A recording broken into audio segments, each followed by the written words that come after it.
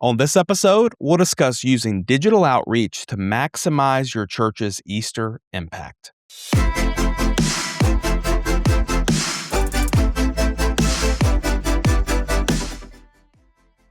Well, hey there, and welcome to another episode of the Church Leadership Lab podcast, the show that is dedicated to inspiring leaders and empowering healthy churches.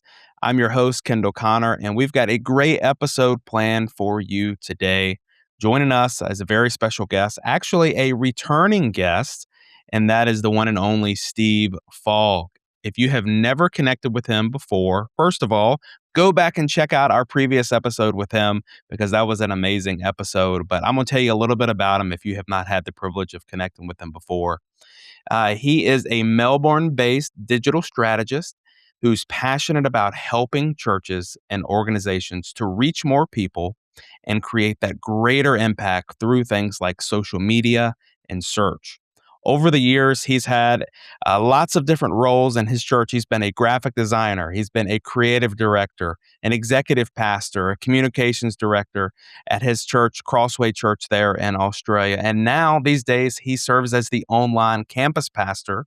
And he was actually pretty instrumental. He started their online congregation way back in 2015. And get this, it now connects with more than 18,000 people every single week. It's hard for me to even wrap my head around that number. That is amazing.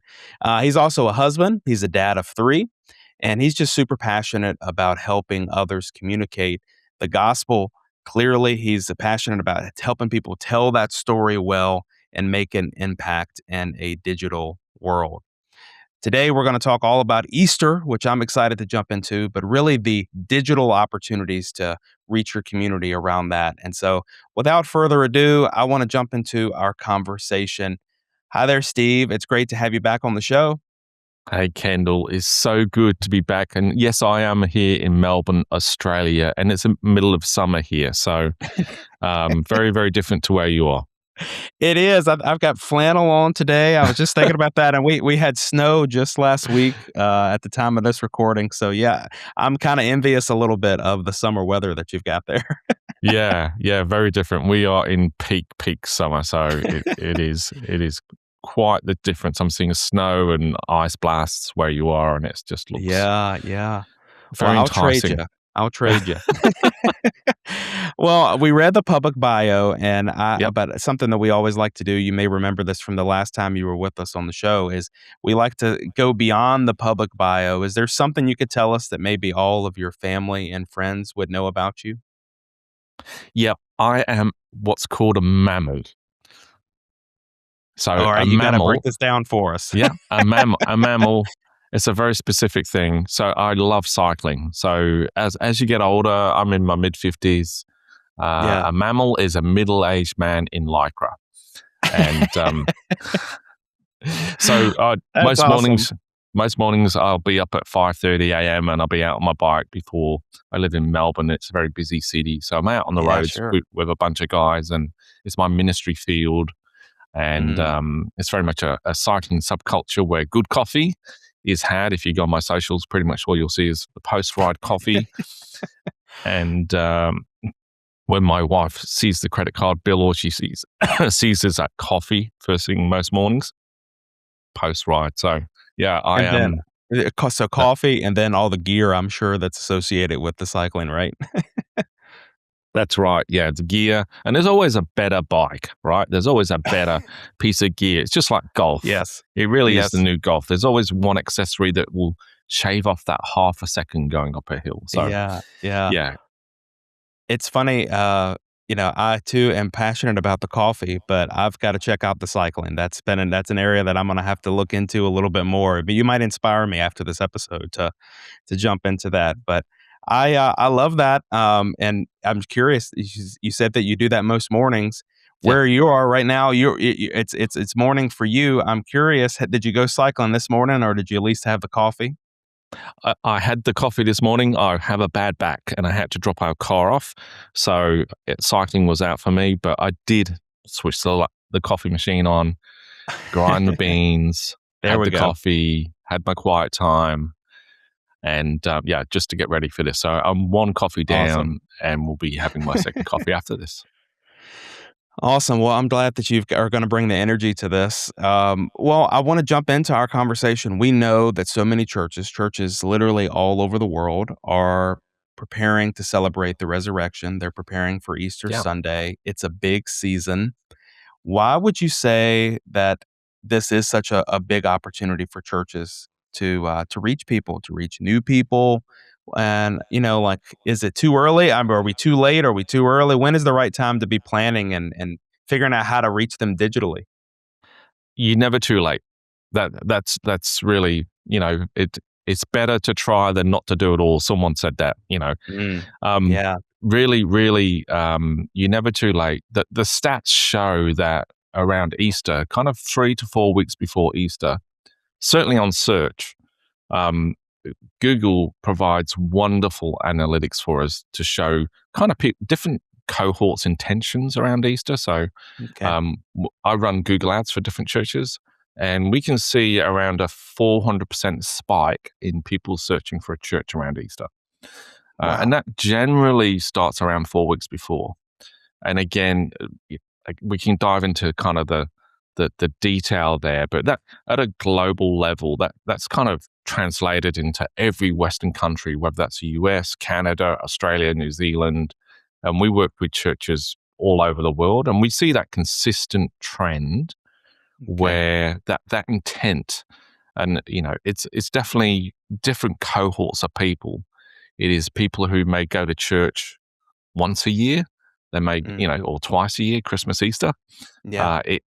It may be people who are going, I'm actually going to figure this out and go to church. I need to go to church. And Easter is a prompter for that. And so it's such a huge opportunity that, because as pastors and leaders, we don't have access to this data, but the data is there. It's irrefutable proof that people are searching. It's not hearsay. It's not friends of friends have told me. It is proof. People, and I see it, every single year I look at the last year's data, and it is very consistent over the last 7-8 years. Google search analytics tell me there is that 400% increase.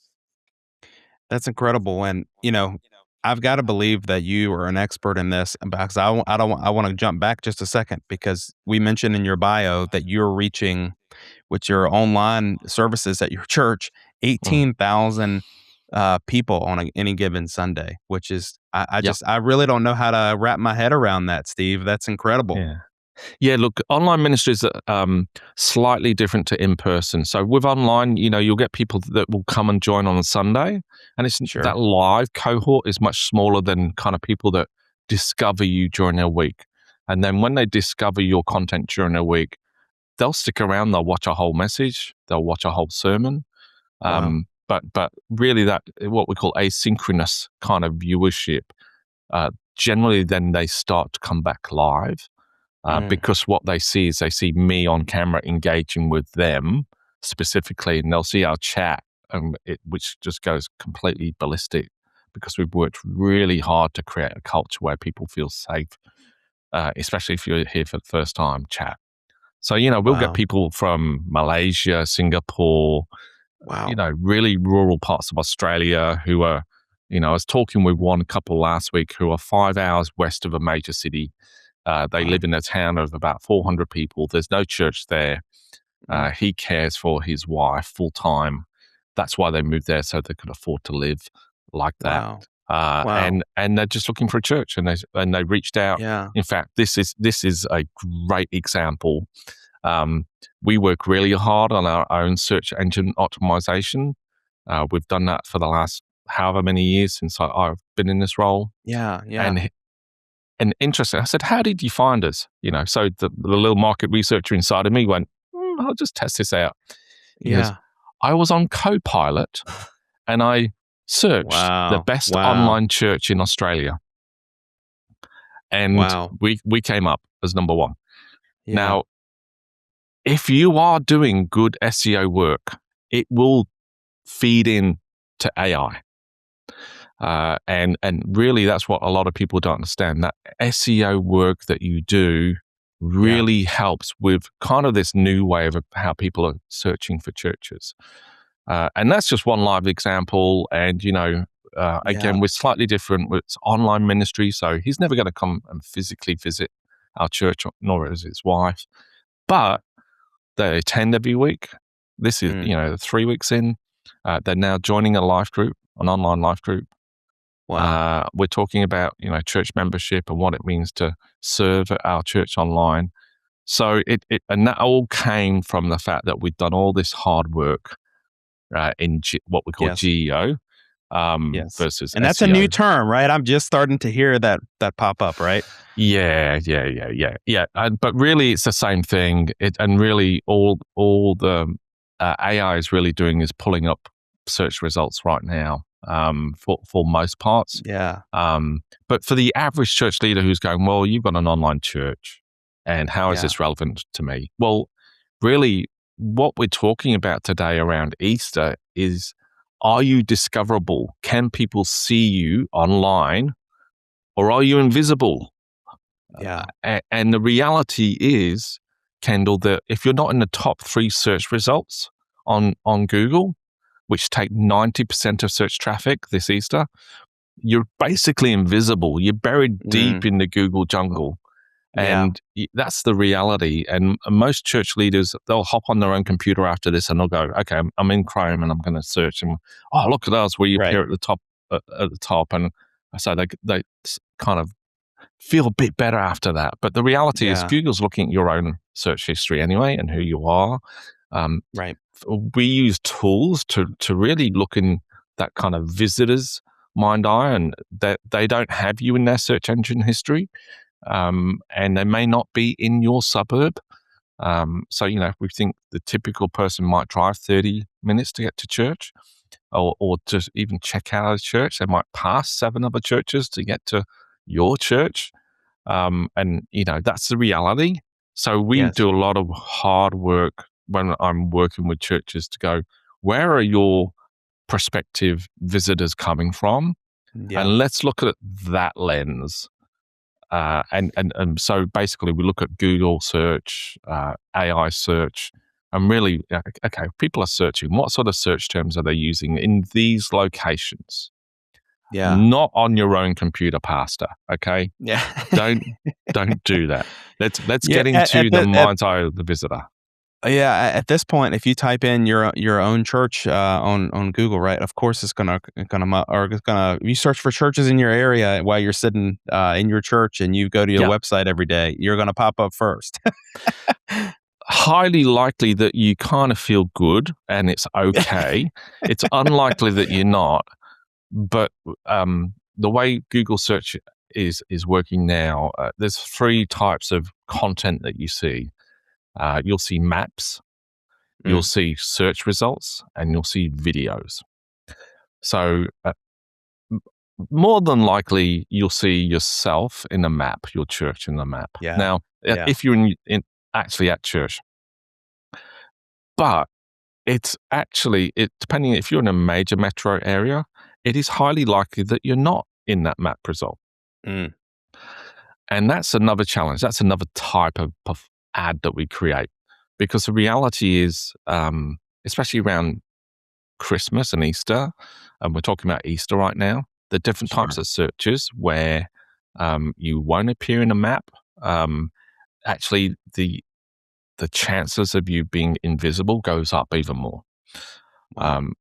Because it's a different type of search at Easter than it is just on a regular weekend. So that's the challenge for most churches, that you are literally, I don't know if you remember that movie or the book Invisible Man. You are that person. And really, you've got to do a lot of work, just like you do a lot of work on your media, on your lighting, on your audio in the auditorium. You actually have to do the work outside, online, to get the same impact. Well, and kind of what I'm hearing is there's opportunity both to reach people who are nearby and may come into your church service. There's also opportunity to reach people, with your online services and things like that.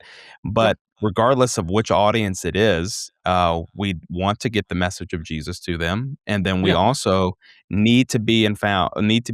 We can't be invisible for them to be able to reach these people, to be able to reach the community that's around us. And so, what I'm kind of hearing from you is that maybe some tools that can help to reach people digitally would be search. You mentioned search. Are there Yep. other areas that churches and leaders should be thinking about as they kind of prepare for Easter to be able to reach people online? Yeah, absolutely. There are a couple of big ones. Obviously, search. The second one is your Google business profile. So if you're a church, whether you're in a kind of set up, pack up sort of church in a school, Sure. or if you've got a permanent location, you need a Google business profile. It's free. It's God's gift to us as a local church to appear in that map pack. Without the Google business profile, you will not appear in the maps. Full stop. Right. So you're never going to be found. But again, there's still time to redeem that. I'm working with a church right now who's just moved locations, and Yeah. they're moving into a school, and they're trying to move from that location into a school. And there's a little bit of kind of movement you need to do in the maps, but with your Google business profile, but it's very straightforward. And so that's free. Like, it's literally free.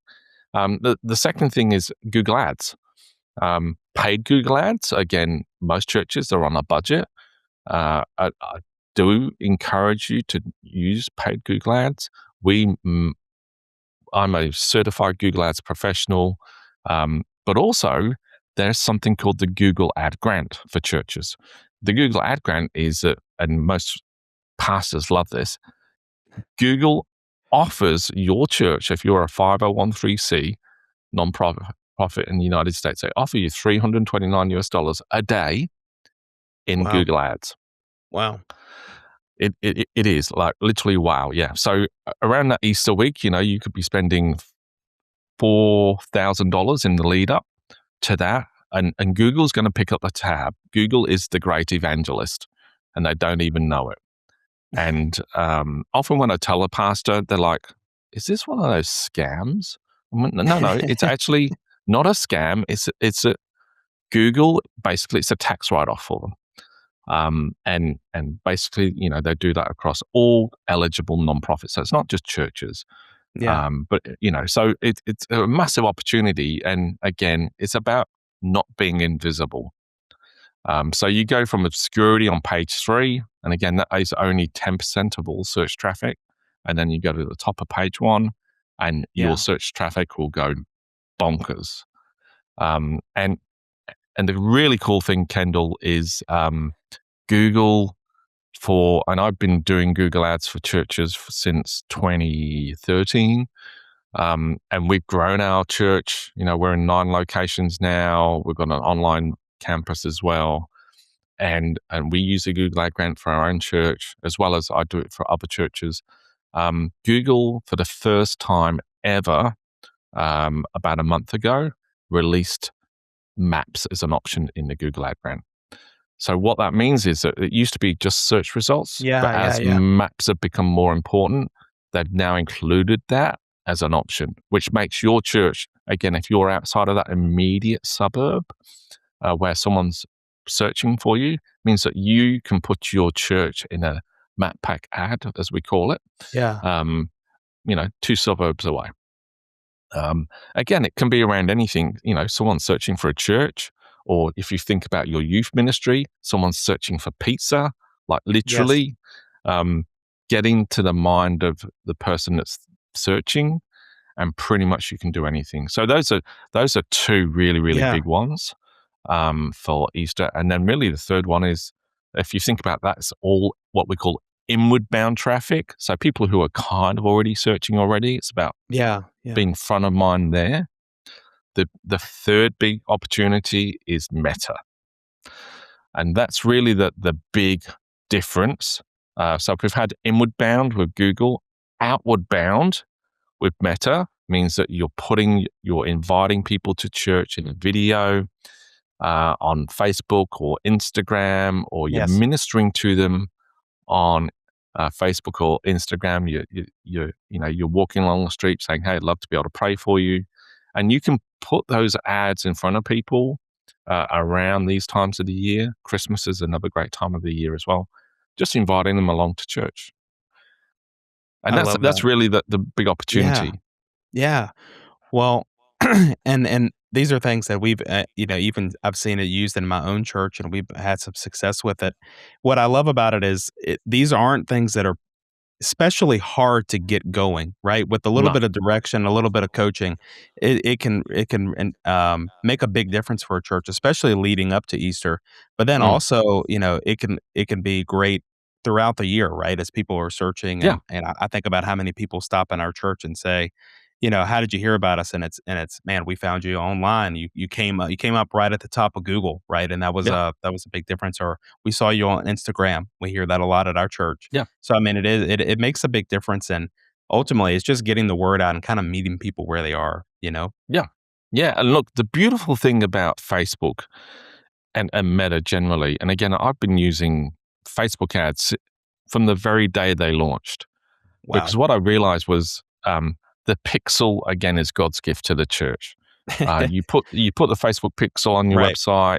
Right. Every single first-time visitor who's checking you out, they're not going to go necessarily to some more obscure ministry pages. They're going to go kind of to the I'm new page or plan your visit page or whatever you kind of have crafted for visitors. The cool thing about Facebook is that you can do what's called a retargeting ad to people who only visit that page, where it's a personal invitation from your pastor, just welcoming them to the church.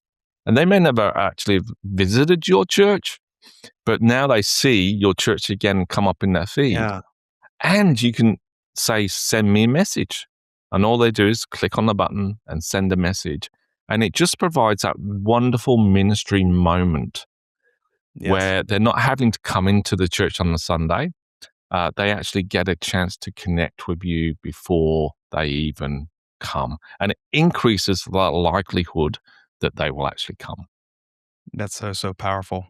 Something else that I want to ask you about, Steve, is I know that when it comes to having a website, first of all, how important it is for a church to have a website and have it right.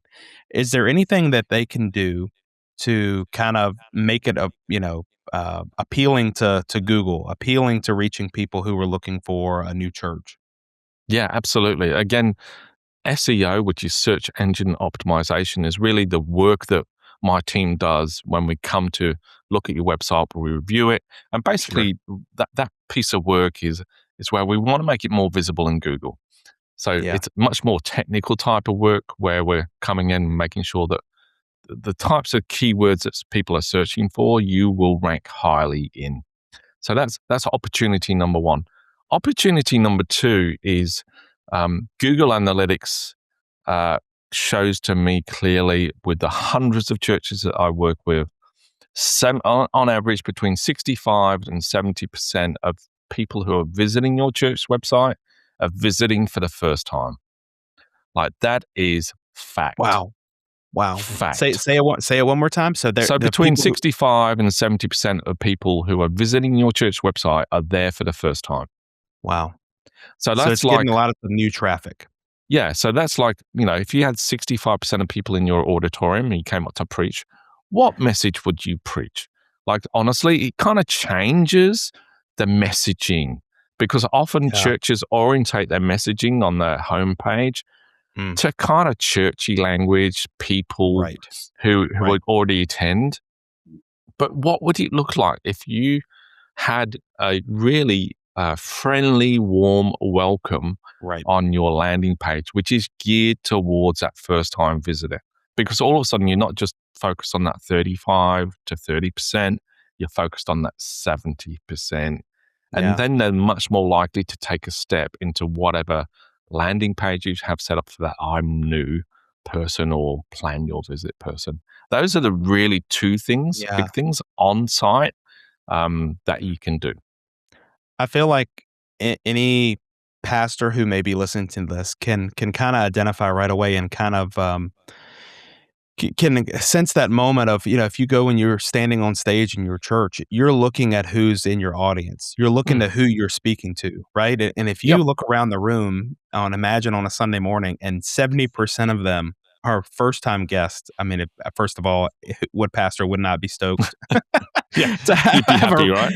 Yeah, to have, that audience of all those people who are new. But yeah, you do change who you're talking to. You've got to know who's in the room, so to speak, to Yeah. kind of have an idea of how you're going to speak, what the language that you're going to use. And so I love that translates to your website. You don't want to assume that they know everything about your church. You may not want to use that insider language or, the Christianese language, right? Like, you want to make it plain and simple and make it easy for these new people to find what they're looking for. Absolutely. And the cool thing about Easter is that it's a slightly different type of search. So around Easter, it will be, Easter church services. Let's just take that one example. Right. They may not go to your landing page for that. But what we do is we craft landing pages that are specifically Easter themed. Now, if you're a church leader, you're going, yeah, we do that. No, probably what you do is you set up an event on your church website. And it lasts on your church website for 3 weeks, and then that event disappears. Google doesn't like that. Google loves when you have that same page up 365 days a year, year on year on year on year. So a free bit of advice for you is you need a landing page for your Easter and Christmas that is permanent, that you can change the graphics on from year to year. We know that changes. But it is also visitor focused.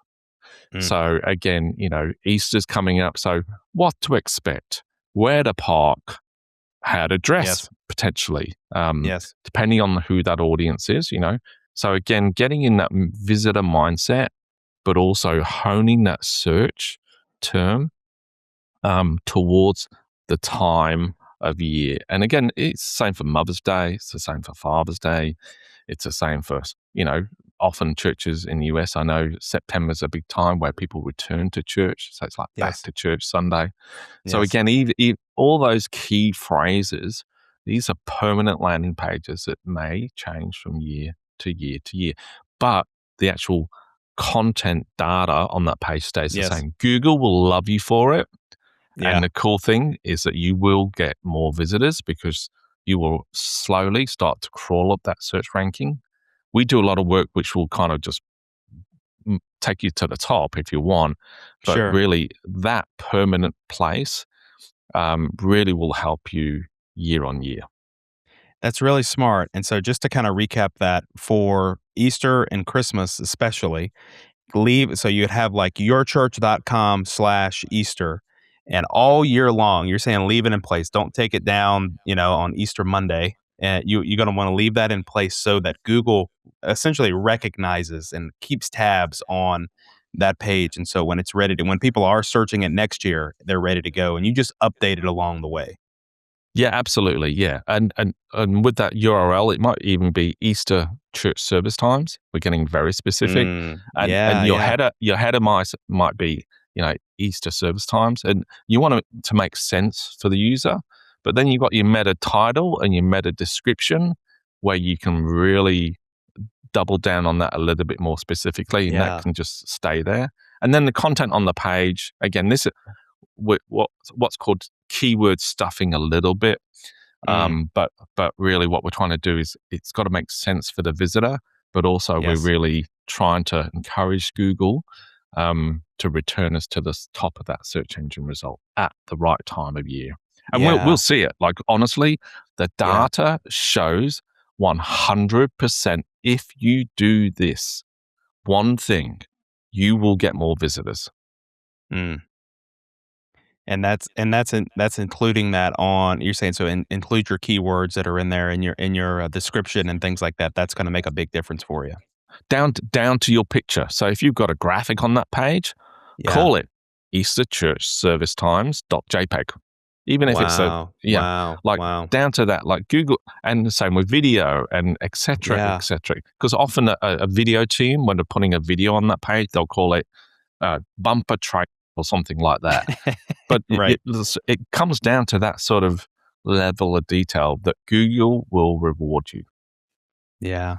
For all the creatives in the room, it would probably be named Easter trailer final times Yes. 3, right? Yeah. Yes.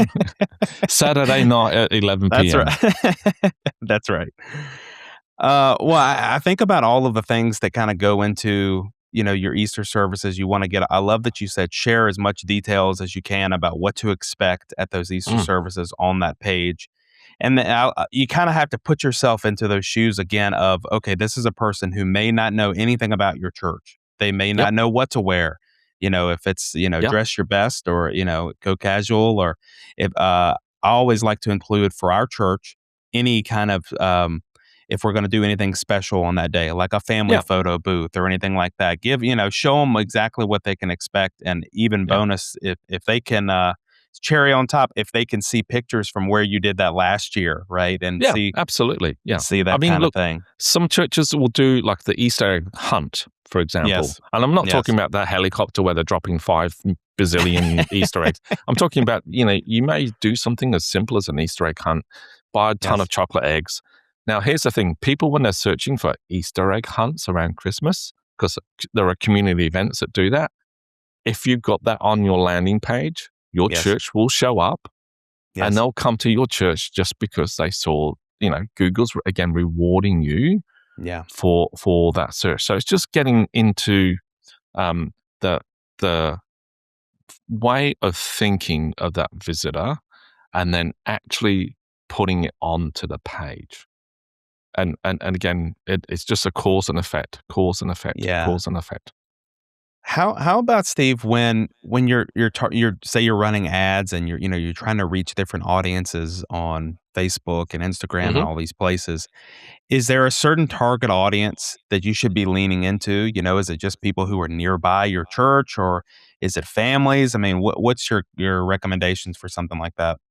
Yeah, absolutely. Look, I mean, you've got that retargeting audience first and foremost. That is people who are checking you out. That is, that's kind of everybody who's checking you out. So you can say if they're visiting the, like I said, the I'm new page or plan your visit page, and we know it's a first time visitor. Really, that's the only reason why you're going there. The giving page, you don't really need to retarget an ad off there, unless you want your existing community to give. Outside of that, for Easter, yes, you will understand your geography, and again, think about on your church management system. Most church management systems now, you can kind of map where people are coming from. Sure, you can use those same boundaries in your meta ads, and just from a geography point of view, and then think about the types of people that come to your church. And again, if it's young families, Meta will let you target young families. Meta will let you target parents of teenagers. If you've got senior events on, Meta will let you target seniors. It's very, very prescriptive. Or you can go as wide as you want. Honestly, at the end of the day, it comes down to budget. And that's what I see, for us at Crossway. We are more inclusive of all of the age gaps just because we have the budget to be able to do it. And also because we have online services, people tend to see me first online if they're checking us out, and then they'll wander into our facility. And, if you're a pastor, you'll know this look where people are basically looking at the ceiling and they're kind of looking around like this, and they're new. You just know they're new, right? They're kind of going, where is, and this is in the middle of the week. I remember this, an old couple came in the middle of the week, and we've got a large facility with a cafe. So they came in for the cafe, kind of looking around, and I'm in the middle of the cafe just getting coffee. And they see me, and they kind of look at me, and they don't really kind of recognize that I was the online pastor, but they go, have we seen you somewhere before? And it's like, is this your first time at church? And they went, yeah. I said, come on, let's go get a cup of coffee. And we got chatting. And then all of a sudden you saw that epiphany penny drop. Yeah. Oh, we saw you on the screen. It's like, yeah. So it was a good connection point. Yeah. But the reality is that they used Google search, but it's the same in Meta, really. That's just outward bound expression at Easter. where you're really thinking about the audiences that are coming. We have, like I said, we have a wider range of people that attend our church. Yeah. So it's not just young families or it's not just seniors. So we include them all, and I tangibly can see the results of that, Yeah. whether it's for my online ministry or someone visiting Yeah. during the week or on the weekend. Well, and I love that there's kind of options. I mean, you can really dial in. I love that you mentioned, tailoring it to kind of to your area. If that's who Mm, you're hoping will walk through your doors, yep. because I think probably anyone who has been on Facebook for any amount of time and has shown any interest in church at any point around Christmas and Easter, sometimes Yeah. you can, you'll get that one random ad from a church, that's on the other side of the country, and you're thinking, Yes. man, they just didn't choose where to they're The inviting me to a geography. service. Yeah, Yeah. so that makes a lot of sense, and but I do want to ask you about this. It kind of prompted. I want to hear your recommendation for if you are going to run ads. What are maybe some that would work really well? But I'll start with the story. You mentioned that someone recognized you from seeing you online. An ad that we have ran in our own church for Easter and for at different times is our pastor just holding up a phone basically and doing like a hey, I want to invite you type experience. But he's had people who he'll see at his kid's school or will see in Target or in the grocery store, and they'll say, hey, I recognize you from the ad, you're that pastor. And of course that prompts a conversation. Yeah, we'd love to have you, that kind of thing. But have you seen those work? Is there any other type of ads that you would recommend for Easter time? Yeah, look, absolutely. That invite ad that really you're talking about, but that selfie style is a wonderful human way to connect with people. Yeah. And it Yeah. doesn't have to be super sophisticated. Again, most Sure. pastors are good communicators, and it's just a warm invitation. And here's the thing, really what Facebook is doing, they want the income and they'll put you Yes. anywhere if you pay them. Sure. So yes, that geography is really important. But what most pastors kind of don't get is that they're expecting the immediate translation of they're going to attend on Sunday. But actually, what it does do in the first part, like you said, people start to recognize you in the community outside of church.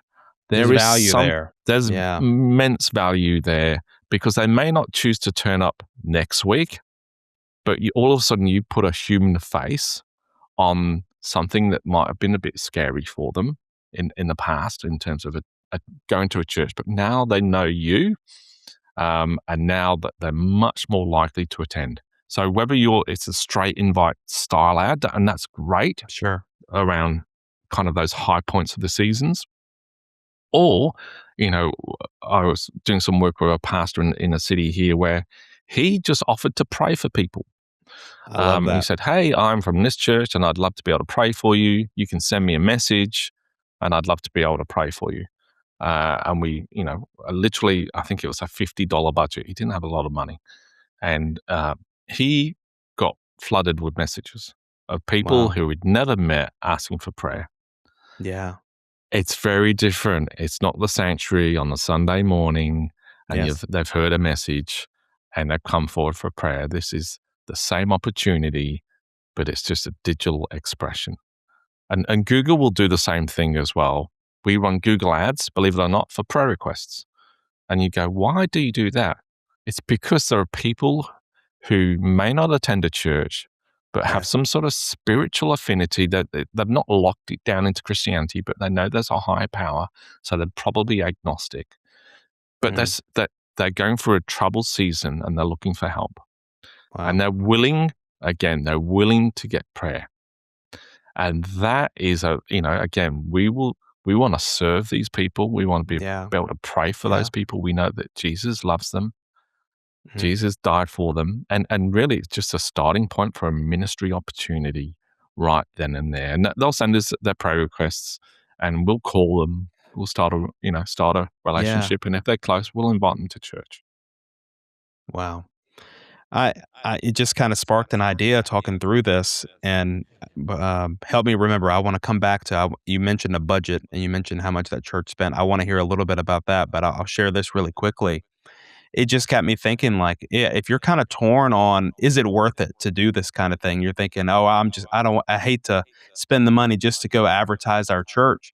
I love the simple idea of treating it like ministry, right? Like the Hmm. opportunity to pray for someone, or even maybe it is the pastor holding up their phone for selfie mode. If it's more, maybe make it even a little bit more than just an invitation to church. Offer just one snippet of something, of a gospel message for Easter, or just a little bit of hope on top of an invite for church. And man, that's ministry to me. It's more than just an advertisement. Yeah, absolutely. Look, and to be honest, I get a bit judgy here because most churches, if I will see your evangelistic heart by your budget, Mm. and when I look through your line items, Yeah. really it's a mindset change where we might spend $20,000 on a sound desk, and not that there's anything wrong with that, but if you don't have that external communication budget, Mm. because we realize that it does have an impact, then really, that digital Great Commission isn't going to happen. And Wow. that first touch point where you can reach so many more people in your community, Yeah. you've lost that opportunity, because effectively what you're doing is raising the white flag and saying, I surrender. I'm only going to minister to people when they come into the church Right. building. Yeah. That is the new reality, is that churches don't have walls. You can minister to anyone, anytime, anywhere. And I've got the Mm. stories to prove it. I Yeah. had a young lady who had been watching our online service for a couple of yees, and she's like an hour's flight away from us in our capital city in Canberra. She is what I call a parachute person, where often we'll only hear from someone who's been watching online for a while very quickly, and then they want to do something very quickly. So in her Yeah. case, for Kayla, it was, I want to get baptized. I'd never heard from her Mm. before, but she'd been watching our Wow. content for some time. And so we, her story, got her story. Yep. So we arranged time for her to get baptized at Wow. church here. So it was a Wow. weekend thing for her. She came along. And as I'm standing there on the front row, the music's blaring, and it's just good for me to be in worship because I'm normally on the laptop. And I'm in the room, and she's there. We're ready to baptize her. And I look at her, and the Holy Spirit whispers to me, this is her first time ever in a church. And Wow. I kind of go, I check myself, and I look at her, and then I go, have you ever been in a church before? And she looks up at me, and she just shakes her head. I went, oh my goodness.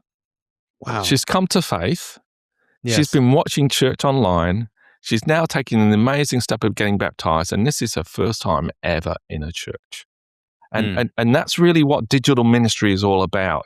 For Yes. your church, even if it's just in person, you can Yes. do the same thing. You've just got to orientate that budget Yes. around just the high points to start off with, but the whole year round to be Yes. externally focused.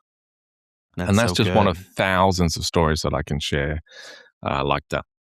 What an amazing story. And it just is what a great reminder that we are living in 2026. We Mhm. are living in a digital age. And I just think, man, we've got these tools available to be able to reach people. I think about the Apostle Paul. I think about the disciples. I think about how amazing they would have thought it would have been if they would have had tools like this to be able to reach people.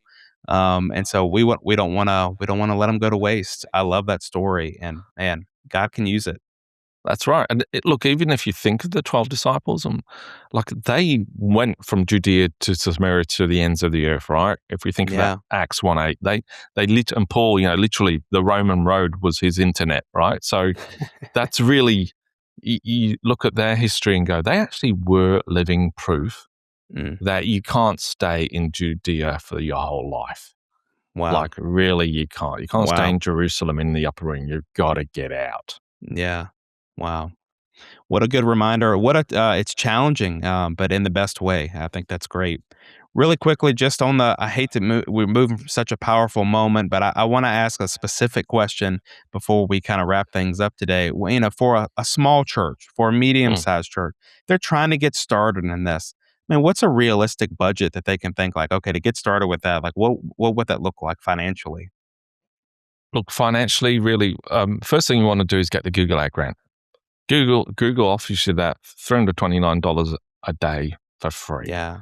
Wow. Again, we have a fee, but it's effectively less than 1 day's basically charge Yeah. for the month. Wow. So it's very, very cheap. Um, the grant comes with conditions because it's a grant, but again, you accelerate your visibility. The Yeah. Google Business Profile is free. Meta ads, you might put a couple of $100 in your budget around Christmas and Easter.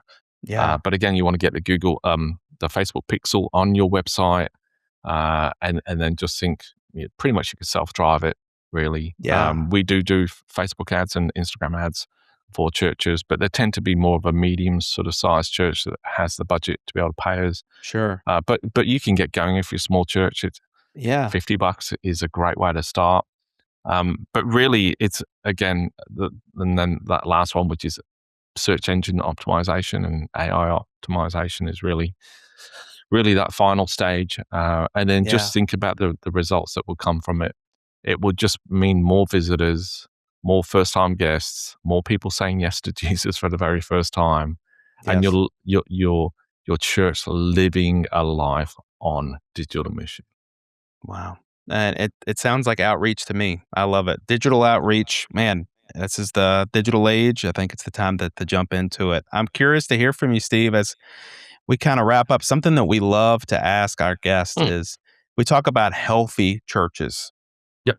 Healthy churches. What would you say is an essential component of a healthy church?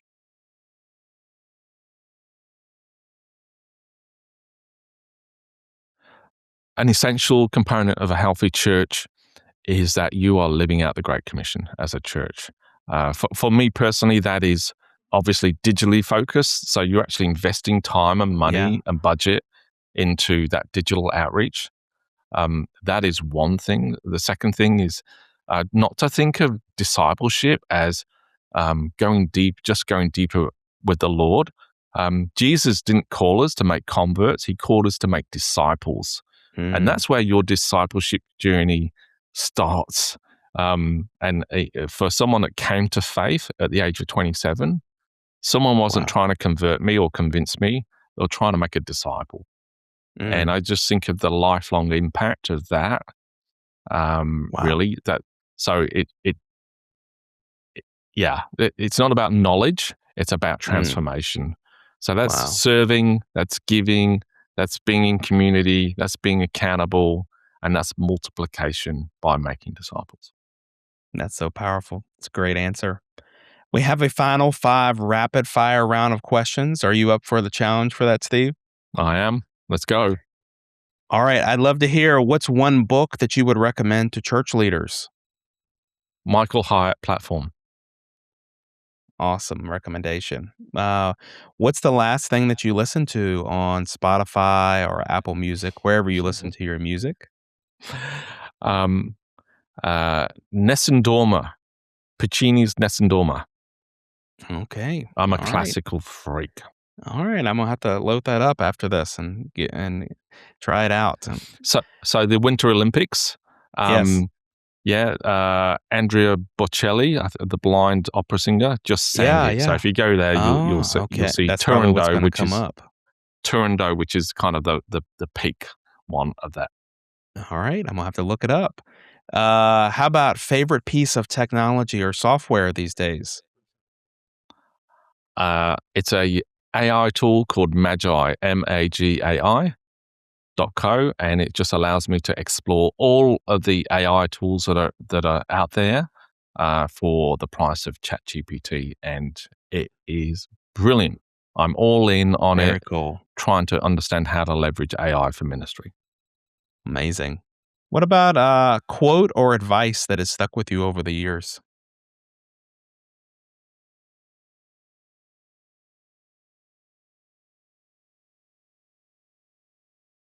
a quote or a piece of advice that stayed with me is marry the mission, date the strategy.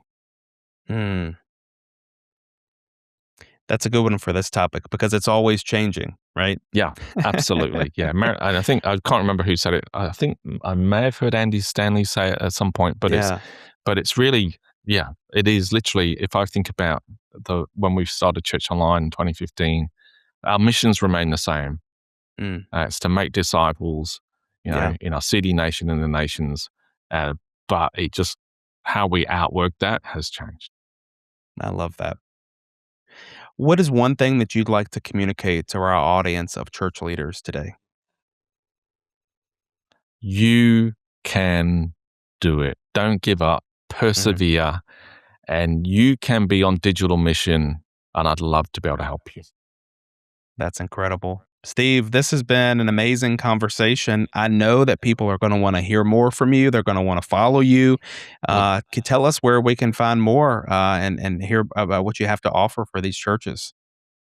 Yeah, look, you can just simply email me, and I'd love to hang out on a Zoom call with you, get to know your church. Even if I can't help your church, it's just steve@stevefogg.com. I'm really happy to chat. I'm used to being with, we're at my morning, your late afternoon, but different times of the day all over the world. I love just hearing a pastor's heart. And if I can help you fulfill your mission, that for me is the win of the day. That's amazing. Well, Steve, we really appreciate everything. We will link that up in the show notes to make it easy for everyone to be able to find you. And I would just encourage all of our leaders, everyone who's listening today, to go and to check out those. And we'll link up all of these resources, everything that we've talked about today. Steve, thank you so much. This has been awesome. It's been great to be with you, Kendall. Yeah, man, what some powerful stories. It just gives me so much hope for how the church can reach people in 2026 and beyond. So that's amazing. Yeah. For all of our listeners, if this has encouraged you as it's encouraged me, if you've gotten some ideas, would you consider sharing this with a friend? Maybe share it with someone in ministry, share it with someone that's at your church, and say, "Hey, let's check this out. Let's try some of these ideas." Share this with somebody. Help us get the word out to as many people as we can, because we love to be able to help church leaders just like you. If you have not already, wherever you're enjoying our show, hit that follow button. We want to make sure that you're subscribed so that you don't miss these valuable resources when we release them. That's just going to help us to keep getting the word out and make sure that you don't miss anything. Well, until next time, keep leading well, and we'll see you right back here next time on Church Leadership Lab. This episode of the Church Leadership Lab podcast is brought to you by Ministry Brands, the largest provider of church technology software. Over 90,000 churches rely on Ministry Brands for their single platform solution that brings together all the digital tools a church needs. From online giving to websites to church management software and more, Ministry Brands is leading the way in simple-to-use, innovative solutions, all with the goal of empowering healthy churches. To learn more, visit ministrybrands.com.